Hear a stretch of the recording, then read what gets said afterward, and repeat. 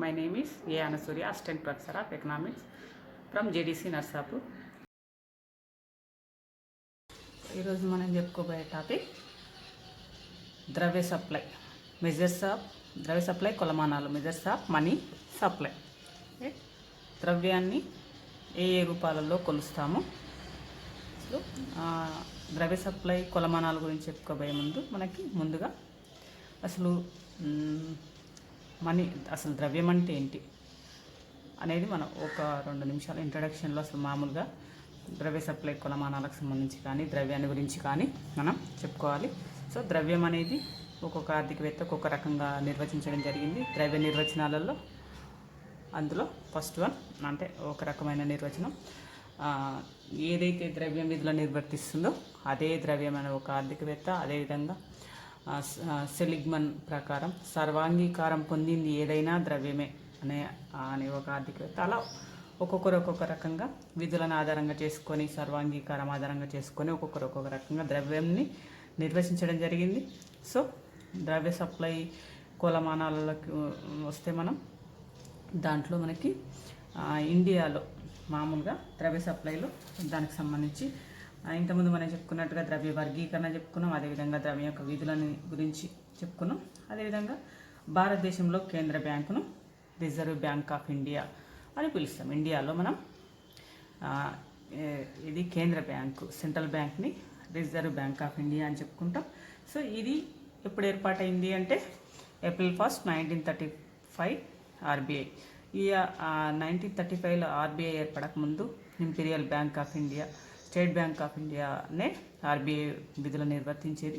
So ఈ ద్రవ్య సప్లైకి సంబంధించి మనం ఈ బ్యాంకుకు ముఖ్య అధికారాలు ఉన్నాయి కాబట్టి, సో ఆర్బీఐ ఏం చేస్తుంది, ఆర్బీఐ తన యొక్క విధులలో భారతదేశంలో కేంద్ర బ్యాంక్, రిజర్వ్ బ్యాంకు అనేక రకాల విధులను నిర్వర్తిస్తే ఆ విధులలో అతి ముఖ్యమైన విధిగా మనం ఇక్కడ ఏం చెప్పుకుంటామంటే రిజర్వ్ అదే నోట్లని ముద్రించే నోట్ల ముద్రణ.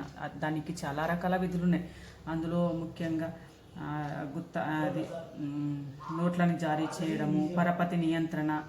సో అలా అనేక రకాల విధులలో ముఖ్యమైన విధి నోట్లని ముద్రించడం, అంటే కరెన్సీ నోట్లని ప్రింట్ చేయడం ఆర్బీఐ యొక్క ముఖ్య విధులలో. సో దీంట్లో మనకి ఈ ముద్రించేటప్పుడు కొన్ని రకాల పద్ధతులు మనకి అమల్లో ఉంటాయి. అందులో ముఖ్యంగా అమల్లో ఉన్న పద్ధతులలో మనకి ఇప్పుడు మనం అమలు చేస్తున్న పద్ధతి ఏంటి అంటే భారతదేశంలో కరెన్సీ నోట్ల ముద్రించడంలో మనకు కొన్ని రకాల పద్ధతులు అమల్లో ఉన్నాయి. అందులో ముఖ్యంగా మనం భారతదేశ ఆర్థిక వ్యవస్థలో మనం నోట్లను ముద్రించేటప్పుడు అమలు చేస్తున్న విధానంలో మనకి అదే ఏ నోట్లో అంటే కనీస రిజర్వ్ పద్ధతి అనేది మనం అమలు చేయడం జరుగుతుంది. సో ఇక్కడ మనకి భారతదేశంలో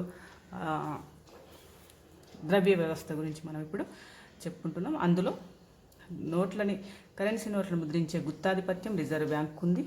అదేవిధంగా ఇప్పుడు మనం అమలు చేస్తున్న అమలు పద్ధతి అంటే కనీస రిజర్వ్ పద్ధతి అంటే కొన్ని రకాల రిజర్వులని, బంగారాన్ని, అదేవిధంగా ఫారెన్ కరెన్సీని రిజర్వ్లో ఉంచి దాని విలువకు అనుగుణంగా నోట్లను జారీ చేసే పద్ధతి ఇప్పుడు అమల్లో ఉన్న పద్ధతి మన భారతదేశంలో. ప్రస్తుత ద్రవ్య వ్యవస్థను మనం పరివర్తన లేని కాగిత ప్రమాణం అంటే పరివర్తన అంటే ఏంటి అంటే మన ద్రవ్యాన్ని, ఇప్పుడు కరెన్సీ నోట్లని, బంగారాన్ని వెండి లోహాల్లోకి మార్చుకోవడానికి వీలు ఉండదు. అంటే ఇక్కడ వీలు లేని నాణాలు, కాగితాలతో ద్రవ్యం ముద్రించబడింది అంటే వాటిలో పరివర్తన చేయడానికి వీలు లేని ద్రవ్యము అంటాం. అంటే అపరివర్తనీయ ద్రవ్యము అంటాం. భారతదేశంలో ఇది అంటే మొదటి ప్రపంచ యుద్ధానికంటే ముందు ద్రవ్య మార్పిడి బంగారు రూపంలో జరిగేది. అంటే మొదటి ప్రపంచ 1919 కంటే ముందు మనకి కరెన్సీ నోట్ల ముద్రణ లేదు కాబట్టి అక్కడ ద్రవ్య మార్పిడి ఎలా జరిగేది అంటే బంగారు రూపంలో జరిగేది. తర్వాత ఇప్పుడు కరెన్సీ అందుబాటులోకి వచ్చిన తర్వాత ఇదే కరెన్సీని విదేశీ ద్రవ్య వ్యవస్థలో విదేశీ కరెన్సీ లాగా దేశ ద్రవ్యాలుగా అంటే ఇతర దేశ ద్రవ్యాలుగా పరివర్తన చేసుకోవచ్చు ఇప్పుడు మన ద్రవ్యాన్ని. సో అలా మనకి ప్రస్తుతం భారతదేశంలో ద్రవ్య వ్యవస్థ ఇప్పుడు మనకి ఇప్పుడున్న ప్రకారం రూపాయికి 100 పైసలు. ఇప్పుడు మనకు తెలుసు ఒక రూపాయిలో 100 పైసలు. అలా ఇప్పుడున్న ఈ వ్యవస్థ ఎప్పటి నుంచి అమల్లో ఉంది, వాడుకలో ఉంది అంటే 1957 జనవరి నుంచి మనకి రూపాయికి 100 పైసలు. అంతకుముందు ఎలా ఉండేది అంటే 8 అణాలు అంటే అర్ధ రూపాయి అంటే 50 పైసాని 8 అణాలు అనేవాళ్ళు. అదేవిధంగా 25 పైసని 4 అణాలు, అలా ఒక పద్ధతి అమల్లో ఉండేది. సో ఈ పద్ధతి 1957 నుంచి అమల్లోకి వచ్చింది. తర్వాత ఈ 57, 64 తర్వాత 2 వ్యవస్థలు. సో అలా భారతదేశ ఆర్థిక ద్రవ్య వ్యవస్థకు సంబంధించిన నిర్మాణం మనకు ఇప్పుడున్న టోకెన్ కాయిన్స్ కానీ లేదంటే రూపీ కానీ 57 నుంచి మనకి వాడుకలో ఉంది. అంటే రూపాయికి 100 పైసలు అనేవి. కానీ మన కరెన్సీ ముద్రణ 1861లో భారతదేశంలో ముద్రించడం, అంటే పేపర్ కరెన్సీ ముద్రణ మాత్రం 1861లో ముద్రించడం జరిగింది. సో ఇది మనకి భారతదేశ ఆర్థిక సంబంధించి. మరి ద్రవ్య సరఫరాకి వెళ్తే మన ద్రవ్య సరఫరా ఎలా ఉంది భారతదేశంలో? ద్రవ్య సరఫరాకు సంబంధించిన అంశాల్లో ద్రవ్య సరఫరా భావన, concepts of money supply.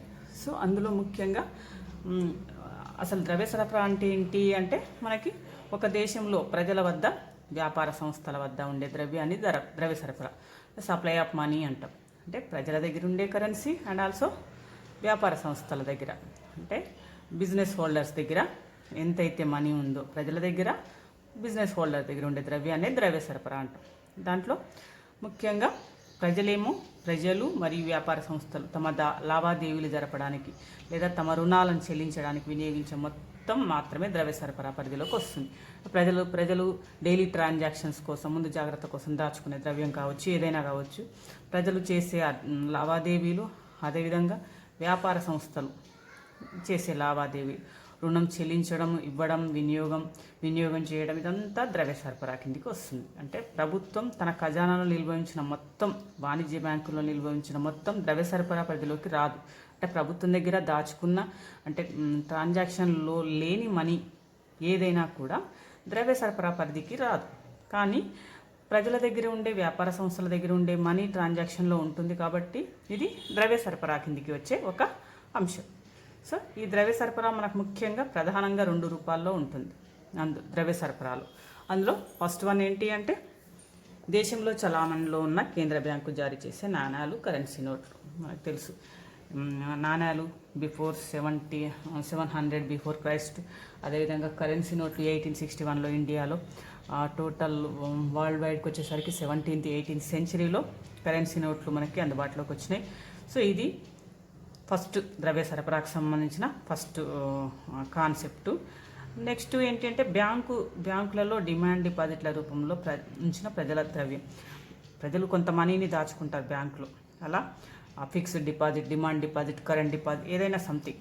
Current deposit daily transaction ఉంటుంది, కానీ ఫిక్స్డ్ డిపాజిట్, డిమాండ్ డిపాజిట్లు కొన్ని అది కూడా ఒక రకంగా ద్రవ్య సరఫరా కిందికి వచ్చే అంశమే. కాకపోతే ఇది డిపాజిట్ ద్రవ్యం కాబట్టి ఇదేమో ప్రజలు డైలీ ట్రాన్సాక్షన్ చేసే ద్రవ్యము, ఇదేమో డిపాజిట్ ద్రవ్యము. ఈ 2 కలిపి ద్రవ్య సరఫరా కిందకి వచ్చే ప్రధాన రూపాలు, అంటే ద్రవ్య సరఫరా కాన్సెప్ట్కి సంబంధించిన మెయిన్ అంశాలు. సో ఈ ద్రవ్య సరఫరా భావనను సంకుచిత, న్యారో కాన్సెప్ట్, న్యారో మనీ అని కూడా అంటాం.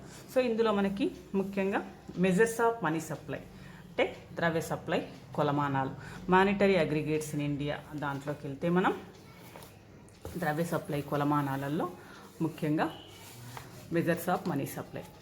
సో అందులో భారతదేశ రిజర్వ్ బ్యాంకు 4 రకాల ద్రవ్య సరఫరా భావాలను ప్రవేశపెట్టింది. ఇంతకుముందు మనం చెప్పుకునేమో మెయిన్ కాన్సెప్ట్స్ ముఖ్యంగా ప్రధాన 2 రూపాలలో ఉంటుంది. ఒకటేమో ప్రజల దగ్గర ఉండే ద్రవ్యం అంటే నాణ్యాలు, కరెన్సీ నోట్లు, ఇంకొకటేమో డిపాజిట్ల రూపంలో, ఆ 2.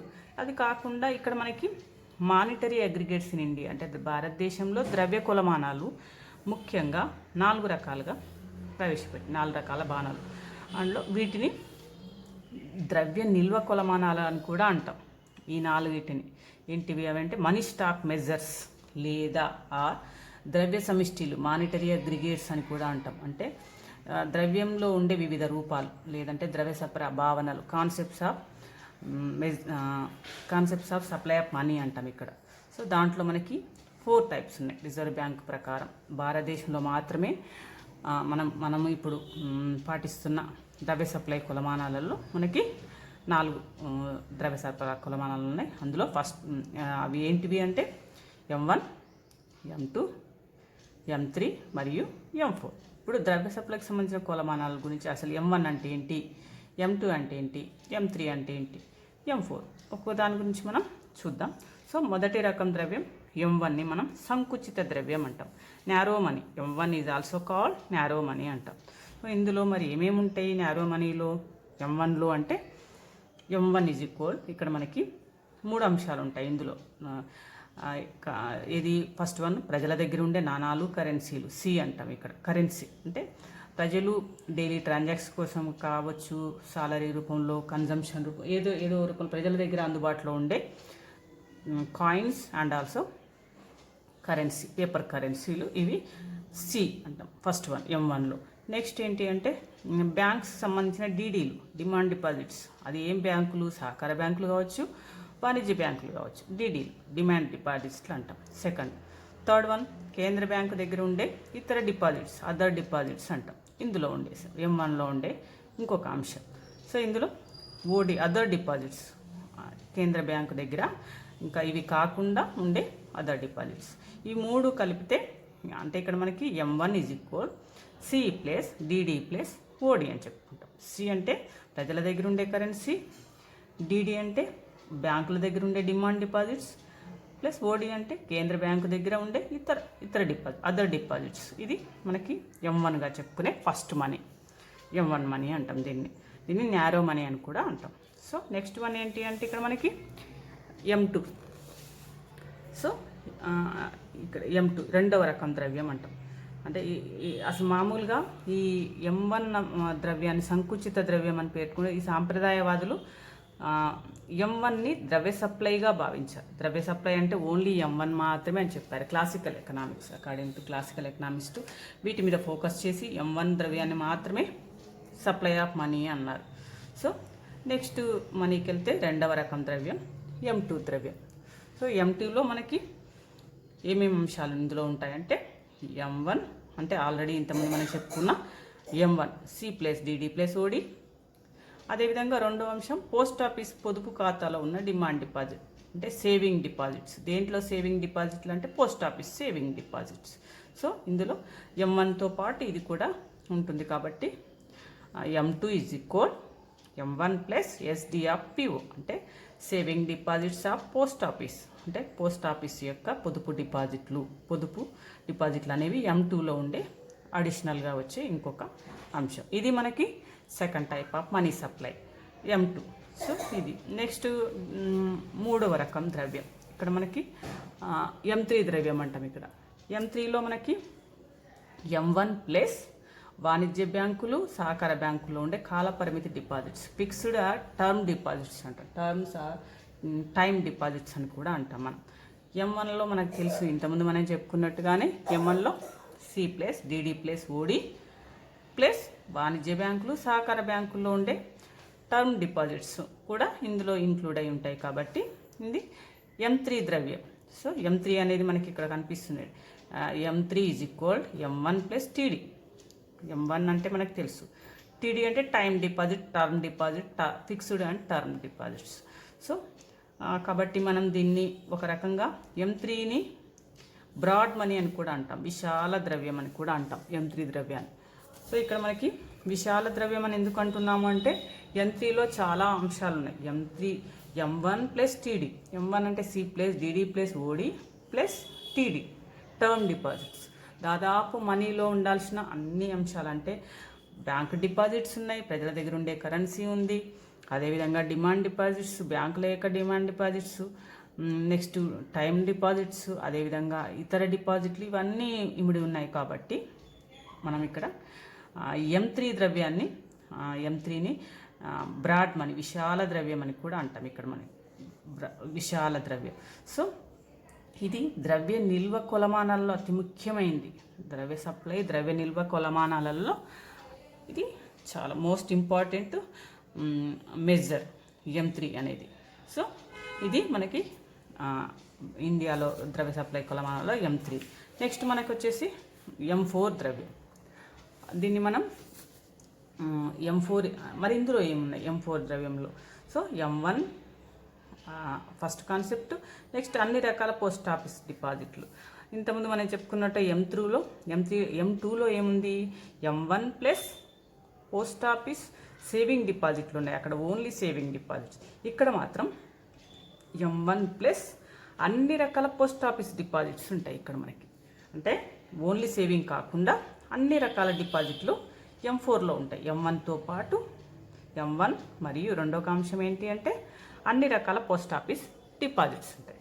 సో ఇక్కడ మనకి M4 is equal M1 plus AD of PO, అంటే అదర్ డిపాజిట్స్ ఆఫ్ PO, ఇతర అన్ని రకాల డిపాజిట్లు ఉండే అంశం 4th ద్రవ్య సప్లై కొలమానంలో M4 అనేది.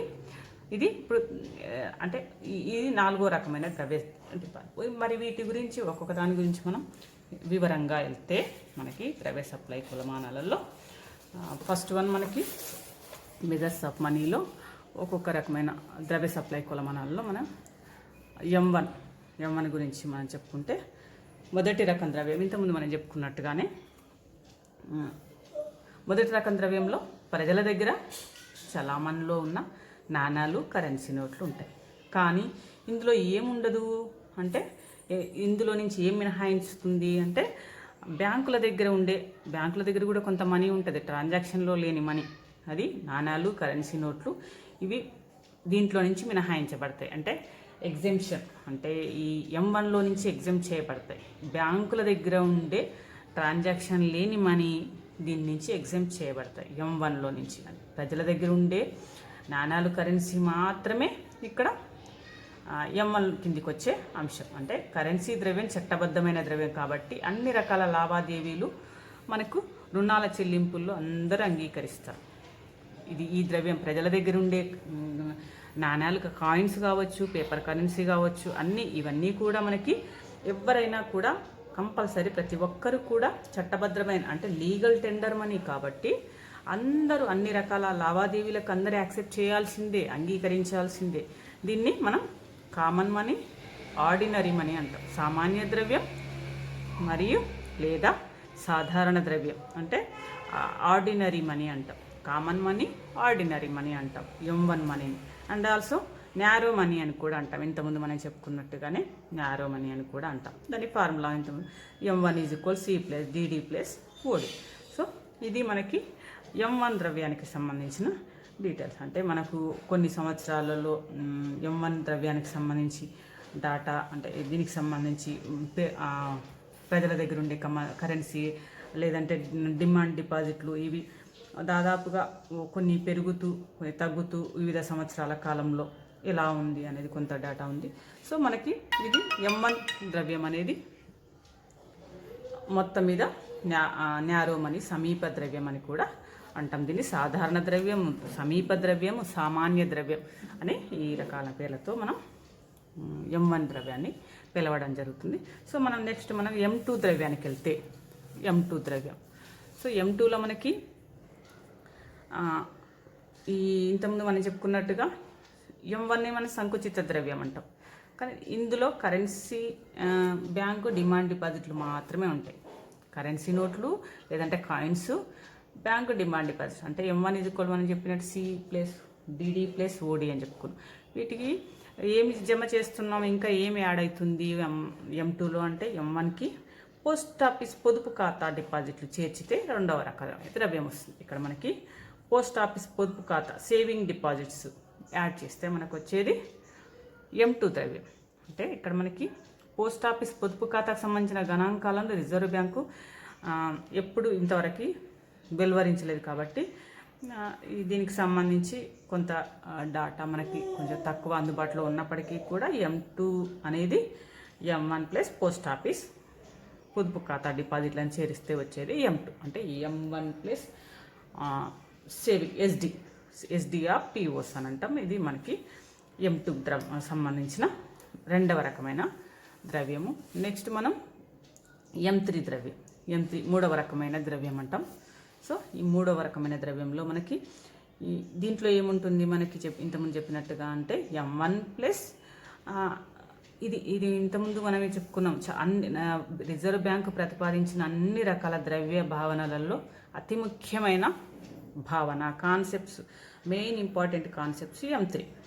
ఇది చాలా ఇంపార్టెంట్. ఎందుకు అంటే దీంట్లో దీన్ని ఏమని చెప్పుకున్నామంటే బ్రాడ్ మనీ, దీన్ని విశాల ద్రవ్యం అని కూడా అంటాం. ఇక్కడ మనం విశాల ద్రవ్యం అంటే ఎక్కువ దీంట్లో M1తో పాటు మనకి ఇందులో M3లో ఏమున్నాయి, దాదాపుగా అన్ని రకాల డిపాజిట్లు, టర్మ్ డిపాజిట్లు కూడా దీంట్లో ఉన్నాయి. కాబట్టి ఈ మొదటి రకం ద్రవ్యం M1కు వాణిజ్య బ్యాంకులు, సహకార బ్యాంకులు సేకరించిన కాల పరిమితి డిపాజిట్లను కలిపితే మనకి మూడవ రకమైన ద్రవ్యం వస్తుంది. దీన్ని విశాల ద్రవ్యం అంటూ ఉంటాం. M1లో మనకి C+DD+OD, మళ్ళీ ఇందులో అడిషనల్గా యాడ్ అయ్యేవేంటివి అంటే సహకార బ్యాంకుల యొక్క, అదేవిధంగా వాణిజ్య బ్యాంకుల యొక్క కాల పరిమితి డిపాజిట్లు, టర్మ్ డిపాజిట్లు లేదంటే ఫిక్స్డ్ డిపాజిట్లు, ఇవి కలిపితే వచ్చేదాన్ని మనం M3 అంటున్నాం. కాబట్టి దీన్ని విశాల ద్రవ్యం అంటే బ్రాడ్ మనీ అని కూడా మనం చెప్పుకుంటున్నాం.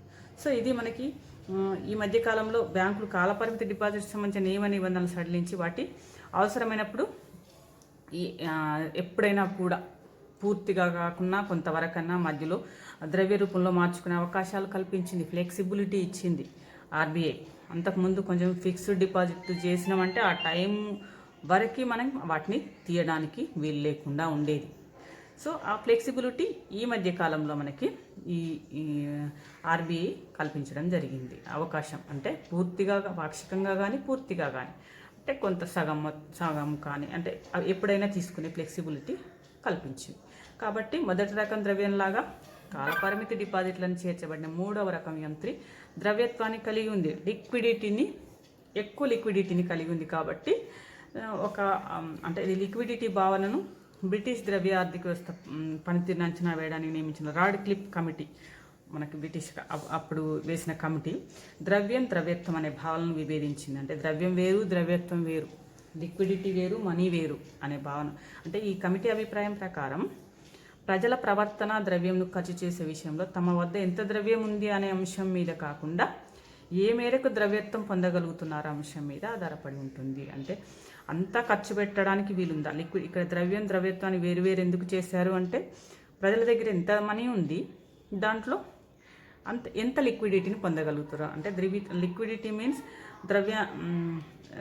అంటే దాని ఎంత ట్రాన్సాక్షన్ ఉంది. సో ఈ కోణంలో పరిశీలిస్తే ద్రవ్యంతో పాటు సమీప ద్రవ్యం ఆస్తులపై కూడా ప్రజల వినియోగం ఆధారపడి ఉంటుంది. అంటే ప్రజలు ఎంత ఖర్చు పెడుతున్నారు అనే దాని మీద ఇక్కడ మనకి ఆధారపడి ఉంటుంది. ఇక్కడ పోస్ట్ ఆఫీసు పొదుపు డిపాజిట్లు, బ్యాంకులో ఉన్న కాల పరిమితి డిపాజిట్లు మొదలైన అన్ని సమీప ద్రవ్య పరిధిలోకి వస్తాయి. మనం ఇంతకుముందు చెప్పుకున్నాం. కాబట్టి కాల పరిమితి డిపాజిట్లు ద్రవ్యత్వం కలిగినగా భావించబడతాయి. ద్రవ్యత్వం అంటే ఎప్పుడంటే అప్పుడు వేసుకోవడానికి, తీసుకోవడానికి వీలుగా ఉండే డిపాజిట్. ఇక్కడ మనకి ఈ కాల పరిమితి డిపాజిట్లను M1కి చేర్చినాక మూడవ రకం ద్రవ్యం వస్తుందని ఇంతకుముందు మనం చెప్పుకున్నాం. సో ఇది మనకి M3 ద్రవ్యం అనేది విశాల ద్రవ్యం. అదేవిధంగా ఇది అతి ముఖ్యమైన ద్రవ్య సప్లై కొలమానము అని మనం చెప్పుకోవడం జరిగింది. ఇది మూడవ రకమైన ద్రవ్యం, విశాల ద్రవ్యం. దీనికి లిక్విడిటీ కూడా ఉంది, అంటే ఏ టైంలోనైనా వాటిని ఫ్లెక్సిబిలిటీ కూడా ఉంది. ఈ ఫ్లెక్సిబిలిటీని RBI కల్పించడం జరిగింది. సో ఇది మనకి ఒక రకమైన ద్రవ్య సప్లై కొలమానాలు. నెక్స్ట్ మనకి M4, ఇది మనకి నాలుగవ రకమైన మనీ సప్లై కొలమానాల్లో ఫోర్త్. ఇందులో ఏమేమో వస్తుంది మనకి అంటే మూడవ రకం ద్రవ్యానికి అన్ని రకాల అంటే M1 plus post office other deposits. అంటే పోస్ట్ ఆఫీసులో ఇంతకుముందు మనం చెప్పుకుంది సేవింగ్ డిపాజిట్, M2లో మనం ఏం చెప్పుకున్నాం M1 plus post office saving deposit చెప్పుకున్నాం. కానీ M4లో మాత్రం ఇక్కడ మనకి బ్యాంకులు లేని ప్రాంతాల్లో పొదుపు మొత్తాన్ని సేకరించే ఉద్దేశంతో బ్యాంకు చేసే పనులను పోస్ట్ ఆఫీసులు చేస్తాయి. కొన్ని రూరల్ ఏరియాస్లో బ్యాంక్స్ ఉండవు ఎస్టాబ్లిష్ అయ్యి. సో ఆ బ్యాంక్ చేసే పనులని ఇక్కడ పోస్ట్ ఆఫీసులు ఆ విధిని నిర్వర్తిస్తాయి. కాబట్టి ఇందులో M4లో మనం అదర్ డిపాజిట్ ఓన్లీ సేవింగ్ అనేది M2లో వస్తే, ఫోర్త్లో పోస్ట్ ఆఫీస్ యొక్క అదర్ డిపాజిట్స్ వస్తాయి. సో అంటే ఈ మధ్య కాలంలో రిజర్వ్ బ్యాంక్ పోస్ట్ ఆఫీస్ డిపాజిట్లకు సంబంధించిన ఖచ్చితమైన సమాచారం లేదు. కాబట్టి దీనికి సంబంధించిన అంటే M4 ద్రవ్యం అనేది అంత ఇంపార్టెన్స్ అయింది కాకపోయినప్పటికీ కూడా ఇది కూడా మనకి అంతకుముందు ద్రవ్య సప్లై కొలమానాల్లో, భారతదేశ ద్రవ్య సప్లై కొలమానాల్లో ఇది కూడా ఒక అంశంగా చెప్పొచ్చు. M1 plus post office other deposits అంటే అన్ని రకాల డిపాజిట్స్ మనకి M4లో వస్తుంది. ఇది మనకి M4 ద్రవ్యం. మరి కొంతకాలం తర్వాత ద్రవ్య సప్లై నిర్ణయించే కొలమానాల్లో రిజర్వ్ బ్యాంకు వర్కింగ్ కొలమానాలను మళ్ళీ పునర్నిర్వచించింది, అంటే మార్చింది. దీని ప్రకారం అంటే ద్రవ్య సప్లై కొలమానాలలో రివైజ్డ్ మనీ సప్లై కొలమానాలు అంటాం. సో అందులో మనకి ముఖ్యంగా M1, M2, M3 అట్లా కొన్ని M1లో కొంచెం మార్పు ఏం చేయలేదు, కానీ M2లో కొన్ని రకాల మార్పులు. అదేవిధంగా స్వల్పకాలిక దీర్ఘకాలిక రుణాలను M3లో చేర్చడం, M4ని ద్రవ్యత్వ కొలమానం రిజర్వ్ బ్యాంకు తొలగించడం, M4ని పూర్తిగా తీసేయడం, M1లో చేంజ్లు ఏమి చేయకపోవడం, M2లో కొన్ని రకాల చేంజ్లు చేయడం. ఇలా మళ్ళీ అడిషనల్గా రిజర్వ్ బ్యాంకు నూతన ద్రవ్య కొలమానాలు 3 విధాలుగా లిక్విడిటీలను కూడా దీంట్లో ప్రవేశపెట్టింది. L1, L2, L3 అని. అంటే పోస్ట్ ఆఫీస్ అన్ని రకాల డిపాజిట్లను నూతన M2కి కలపడం ద్వారా L1ని నిర్వచించడం జరిగింది. అంటే L1 అనేది ఏమేమి ఉంటుంది, L2 ఏముంటుంది అంటే L2కి సంబంధించి బ్యాంకేతర విత్త సంస్థలు, అదేవిధంగా ఏది L2, L3కి సంబంధించి వీటికి సంబంధించిన డీటెయిల్స్ అంటే రిజర్వ్ బ్యాంకుకు సంబంధించిన వర్కింగ్ బృందం ద్రవ్య సప్లైని నిర్ణయించే కొలమానాలని పునర్నిర్వచించింది. అంటే మళ్ళీ reschedule revised measures of money సప్లైని ప్రవేశపెట్టింది. 1997 తర్వాత వీటిని రివైజ్ చేసింది. సో ఆ రివైజ్ చేసినప్పుడు కొన్ని చేంజెస్ మాత్రం వచ్చినాయి. M1లో ఏ చేంజ్ రాలేదు, అంటే ఎలాంటి మార్పు లేదు M1లో. సో ఇక్కడ మనకి M1లో ఎలాంటి మార్పు లేదు, కానీ మనకి M2లో మాత్రం M1 న్యారో మనీ లాగానే ఉంది, M3 విశాల ద్రవ్యం లాగానే ఉంది. కానీ M2లో ఉన్న అంశాలతో పాటు అంటే M2లో ఏముంది మనకి ఇంతకుముందు చెప్పుకున్నది పోస్ట్ ఆఫీస్ సేవింగ్ డిపాజిట్స్ అంటే C+DD+ODతో పాటు 1 సంవత్సరపులోపు కాలపరిమితి డిపాజిట్లు, స్వల్పకాలిక దీర్ఘకాలిక రుణాలు M2లో చేర్చి అంటే కొన్ని M2లోనేమో కాలపరిమితి డిపాజిట్ చేసింది, M3లోనేమో దీర్ఘకాలిక బ్యాంకు రుణాలను చేర్చి M4ని పూర్తిగా తొలగించేసింది. M2లో కొన్ని అడిషనల్గా చేంజెస్ చేసింది, M3లో చేంజెస్ చేసి M4ని తీసేసి దాని ప్లేస్లో మనకి లిక్విడిటీలని యాడ్ చేయడం జరిగింది.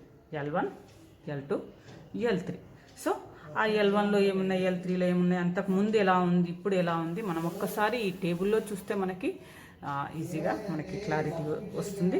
సో M1, M2కి సంబంధించి పట్టికలో మనం ఇక్కడ చూసుకున్నట్టయితే ఫస్ట్ పూర్వపు ద్రవ్య కొలమానాలు, సవరించిన ద్రవ్య కొలమానాలు, నూతన ద్రవ్య అంటే లిక్విడిటీలు ద్రవ్యత్వాలకు సంబంధించి ఒక్కొక్కటి ఎలా ఉన్నాయి మనం ఇప్పుడు చూద్దాం. సో ఫస్ట్ వన్ మనం పూర్వం అంటే ఇంతకుముందు మనం చెప్పుకున్న M1, M2, M3, M4 before 1997 కంటే అప్పుడు భారతదేశంలో ఎలా ఉన్నాయి ద్రవ్య సప్లై కొలమానాలలో.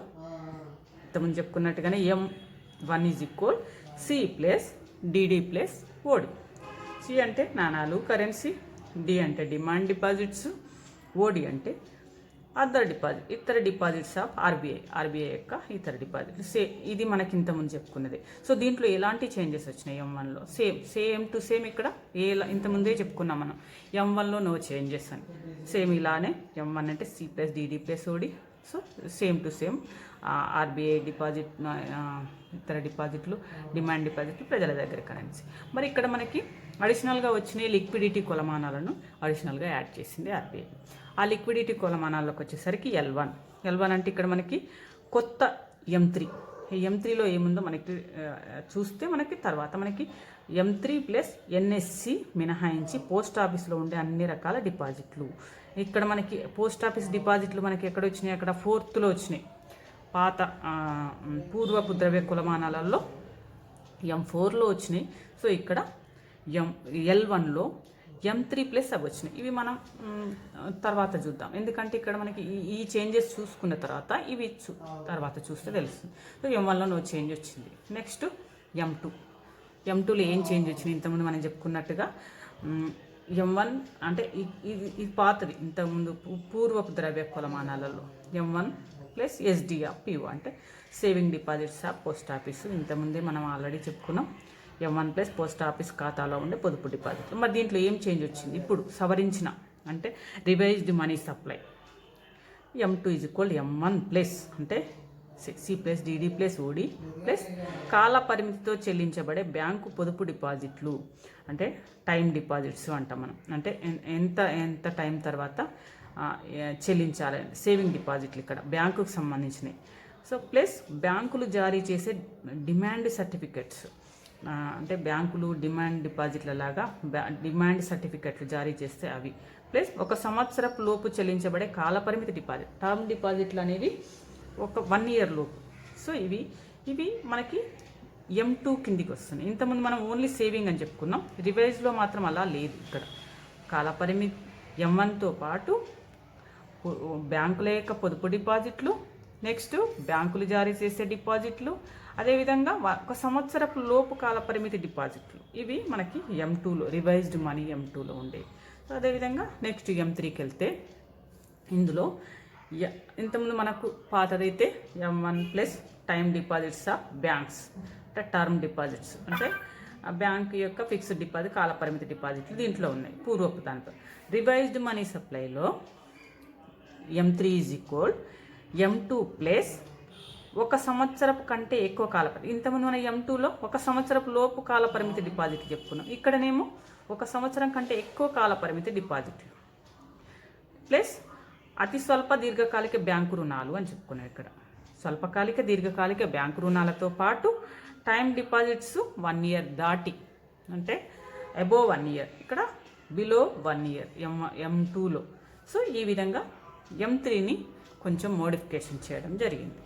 ఇక్కడ మనకి M3లో M1+ టర్మ్ డిపాజిట్ దీన్ని, అదేవిధంగా అక్కడ కూడా మనం పూర్వపు మనీ సప్లైలో కూడా విశాల ద్రవ్యం అని అంటాం. ఇక్కడ కూడా M3ని కూడా బ్రాడ్ మనీ అని మనం చెప్పడం జరుగుతుంది. అంటే బ్రాడ్ మనీ అన్ని రకాలు ఉన్నాయి. సో M2+ అంటే ఇక్కడ M1లో C+DD+OD ప్లస్ 1 సంవత్సరపు లోపు కాలపరిమితి రుణాలు ప్లస్ బ్యాంకులు జారీ చేసే డిపాజిట్స్, సో కాలపరిమితితో చెల్లించబడే బ్యాంకు పొదుపు డిపాజిట్లు మరియు స్వల్పకాలిక దీర్ఘకాలిక రుణాలు, సంవత్సరం దాటిన కాలపరిమితి డిపాజిట్లు ఇవన్నీ ఉన్నాయి. కాబట్టి దీన్ని బ్రాడ్ మనీ అంటాం. సో దీని తర్వాత మనకి ఇంకో M4 మనీ అనేది లేదు. ఇది లాస్ట్ రివైజ్డ్ మనీ సప్లై కొలమానాల్లో. సో మనకి ఇదొకటి ఉంది. మరి పాత దాంట్లో మనకు తెలుసు M4లో మనకి ఏముంటుంది? M1+ పోస్ట్ ఆఫీస్ మొత్తం డిపాజిట్లు అని ఉంది. కానీ ఇది మాత్రం దీని నుంచి RBI మొత్తం తీసివేయడం జరిగింది. సో దీన్ని ఎస్క్యులేట్ చేయడం జరిగింది. సో ఇది ఇక్కడ మనకి ప్రస్తుతం తొలగించబడింది. మరి ఇప్పుడు మనం L1, L2, L3లోకి వస్తే ఇక్కడ సో L1 = M3 ఇంతకుముందు చెప్పుకున్నట్టు బ్రాడ్ మనీ అని చెప్పుకున్నాం. అందులో M2+లో అంటే M1+ ఏమేమి ఉన్నాయి అక్కడ? కాలపరిమితి డిపాజిట్లు 1 ఇయర్ లోపు, 1 ఇయర్ దాటిన తర్వాత దీర్ఘకాలిక రుణాలు, స్వల్పకాలిక రుణాలు, సంవత్సరం దాటిన ఫిక్స్డ్ డిపాజిట్లు. సో ఇవన్నీ మనకి కాలపరిమితి డిపాజిట్లు రుణాలు ఉన్నాయి. సో ఇది మనకి L2లో. L1లోకి వచ్చేసరికి NSC మినహాయించి పోస్ట్ ఆఫీస్లో ఉండే అన్ని రకాల డిపాజిట్లు ఉన్నాయి.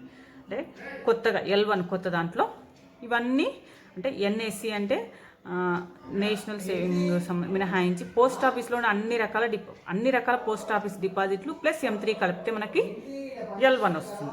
సో నెక్స్ట్ వన్ ఏంటి అంటే L2లో ఏముంది? అడిషనల్గా వచ్చిన లిక్విడిటీలలో L2లలో L1+ దీర్ఘకాలిక రుణాలు ప్లస్ విత్త సంస్థల కాలపరిమితి రుణాలు, విత్త సంస్థలు మంజూరు చేసిన డిమాండ్ సర్టిఫికేట్స్ అంటే సర్టిఫికేట్. ఇక్కడ మనకి స్వల్పకాలిక దీర్ఘకాలిక బ్యాంకు రుణాలు M3లో ఉన్నాయి. ఇక్కడ ఈ L1తో పాటు మళ్ళీ దీర్ఘకాలిక రుణాలు అంటే కాలపరిమితి రుణాలు, విత్త సంస్థలు మంజూరు చేసిన డిమాండ్ సర్టిఫికేట్స్. సో ఇందులో L2లో యాడ్ అయినాయి. దీని తర్వాత ఇంకా కొన్ని అడిషనల్గా L2లో వాడేవి. నెక్స్ట్ L3 అనేది L2 ప్లస్ ఇది ప్లస్ బ్యాంకేతర non banking financial corporation deposits. So ఈ విధంగా మనకి లిక్విడిటీ కొలమానాలు మనకి 3 రకాలుగా ఉన్నాయి. ఇవి మనకి రివైజ్డ్ మనీ సప్లై, లిక్విడిటీలు, సో అంతకు ముందు ఉన్న ద్రవ్య సప్లై కొలమానాలు.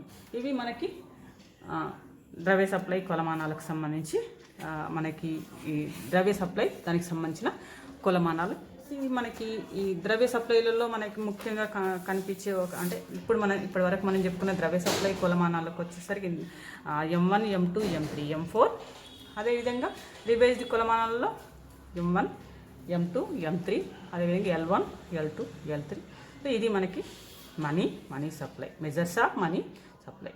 సో మనం అసలు దానికి సంబంధించి ఇంతవరకు మనం చెప్పుకుంది ద్రవ్య సప్లైకి సంబంధించి ద్రవ్య సప్లై కొలమానాలు, అది ఇండియా రిజర్వ్ బ్యాంక్ ఎప్పుడు ఏర్పాటైంది, నోట్ల ముద్రణ అనేది ఎవరి చేతుల్లో ఉంటుంది, అది దాని ఏ పద్ధతిని ఇప్పుడు ప్రెజెంట్ ఫాలో అవుతుంది, కనీస రిజర్వ్ పద్ధతి. సో అసలు మామూలుగా ఈ కాన్సెప్ట్ ఏంటి, దేశంలో ప్రజల వద్ద ఉండే వ్యాపార సంస్థల వద్ద ఉండే ద్రవ్యాన్ని మనం ద్రవ్య సరఫరా అంటాం, మనీ సప్లై అంటాం. ముఖ్యంగా దాంట్లో ప్రధానంగా 2 రూపాలు ఉంటాయి. అందులో మనం ఇంతకుముందు చెప్పుకున్నట్టు నాణాలు, కరెన్సీ నోట్లు మరియు బ్యాంక్ డిపాజిట్లు. అదేవిధంగా మనకి మామూలుగా ద్రవ్య సప్లై కొలమానాలలో మనకి ఇప్పటి వరకు మనం చెప్పుకున్న 4: M1, M2, M3, M4. అదేవిధంగా L1, L2, L3 అనే రివైజ్డ్ మనీ సప్లై కొలమానాలు. ఇవి మనకి ద్రవ్య సప్లై కొలమానాలకు సంబంధించి. Thank you.